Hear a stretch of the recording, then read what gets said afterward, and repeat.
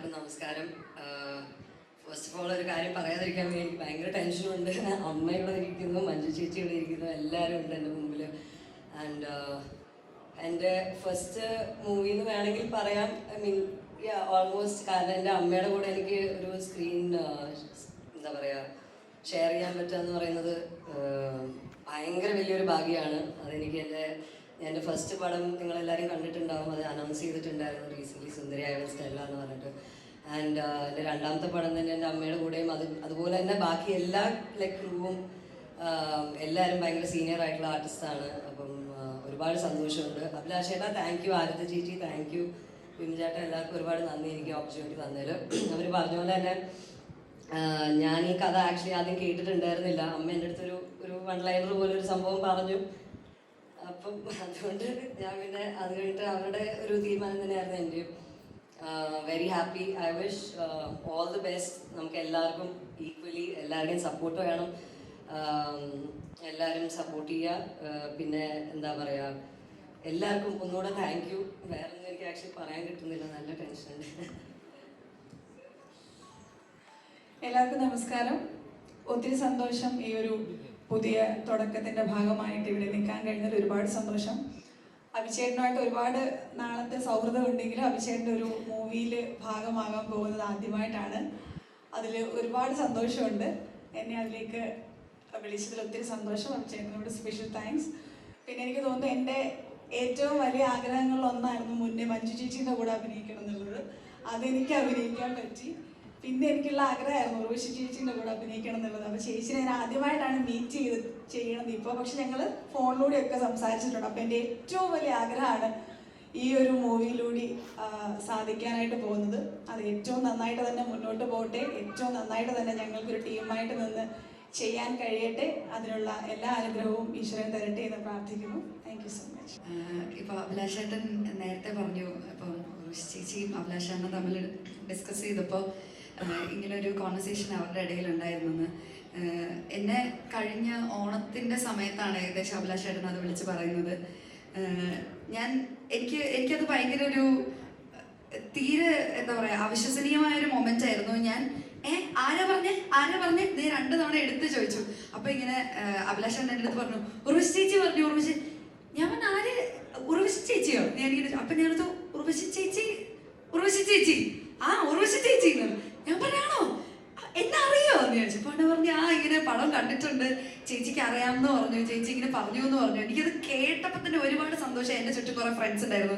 ഞാനെൻ്റെ ഫ്രണ്ട്സിൻ്റെ അടുത്ത് എല്ലാവരുടെ പറഞ്ഞു ഉർവശി ചേച്ചി എന്നെ പറ്റി ഇങ്ങനെ പറഞ്ഞു, ഉർവശി ചേച്ചി എന്നെ പറ്റി ഇങ്ങനെ പറഞ്ഞു എന്ന് ഞാൻ എല്ലാവരുടെ അടുത്തും ഒപ്പം തന്നെ പറഞ്ഞു. വീട്ടിൽ ഞാൻ വിളിച്ച് പറഞ്ഞു. എൻ്റെ അച്ഛനും അമ്മയൊക്കെ ഉർവശി ചേച്ചിയുടെ ഭയങ്കര ഫാൻസാണ്. ഞാൻ എൻ്റെ വീട്ടിൽ വിളിച്ച് പറഞ്ഞു. അവർക്ക് ഒരുപാട് സന്തോഷമായി. അപ്പോൾ തീർച്ചയായിട്ടും ഇന്ന് ഈ വേദിയിൽ നിൽക്കുമ്പോൾ എനിക്കിത് എന്താ പറയുക വളരെ അവിശ്വസനീയമായ ഒരു മൊമെന്റ് തന്നെയാണ്. ഇത്രയും വലിയ ആർട്ടിസ്റ്റുകളുടെ കൂടെ ഇങ്ങനെ ഒരു സ്റ്റേജ് ഷെയർ ചെയ്യാൻ പറ്റിയത്. എന്നോട് കഴിഞ്ഞ ദിവസം അഭിലാഷേട്ടൻ വിളിച്ചിട്ട് എൻ്റെ അടുത്ത് ഇങ്ങനെ പറഞ്ഞു, അന്ന് നമ്മൾ പറഞ്ഞ പടത്തിൻ്റെ ടൈറ്റിൽ ലോഞ്ചാണ്, നീ വരണം. എനിക്ക് കഥ എന്താ പരിപാടി ഒന്നും അറിയില്ല. എൻ്റെ അടുത്ത് പറഞ്ഞു നീ ഇങ്ങോട്ട് വന്നാൽ മതി, ബാക്കി ഞാൻ വന്നിട്ട് സംസാരിക്കാമെന്നാണ് എൻ്റെ അടുത്ത് പറഞ്ഞത്. തീർച്ചയായിട്ടും ചേച്ചി വലിയൊരു എന്താ പറയുക വലിയൊരു സഹായം ചെയ്തു എന്ന് തന്നെ പറയാം. ചേച്ചി ഇപ്പോൾ അഭിലാഷേട്ടനോട് എൻ്റെ പേര് പറഞ്ഞത് എനിക്ക് വലിയൊരു കാര്യം തന്നെയാണ്. അതൊക്കെ ഒരു ആർട്ടിസ്റ്റിൻ്റെ, അതായത് എന്നെ പോലെ കരിയർ സ്റ്റാർട്ട് ചെയ്യുന്ന ഒരു ആർട്ടിസ്റ്റിൻ്റെ ലൈഫിൽ കിട്ടാവുന്ന ഏറ്റവും വലിയൊരു കാര്യമായിട്ട് തന്നെ ഞാൻ കാണുന്നു. എന്തായാലും ഒരുപാട് സന്തോഷം. നേരത്തെ പറഞ്ഞതുപോലെ ഇന്ന് ഫാദേഴ്സ് ഡേ ആണ്. എൻ്റെ അച്ഛനും അമ്മയൊക്കെ അവിടെ ഉണ്ട്.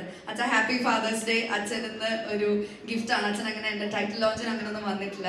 I think this is the first time. അപ്പോൾ അച്ഛൻ ഇന്ന് അതൊരു ഗിഫ്റ്റായിട്ട് ഞാൻ തരാണ്. Happy Father's Day. എന്തായാലും ഒരുപാട് സന്തോഷം. Thank you so much. ഇത് എല്ലാവർക്കും കരിയറിൽ നല്ലൊരു ഹിറ്റ് നൽകാൻ സാധിക്കുന്ന ഒരു സിനിമയാവട്ടെ എന്ന് ആത്മാർത്ഥമായി പ്രാർത്ഥിച്ചുകൊണ്ട് ആഗ്രഹിച്ചുകൊണ്ട് നിർത്തുന്നു. Thank you.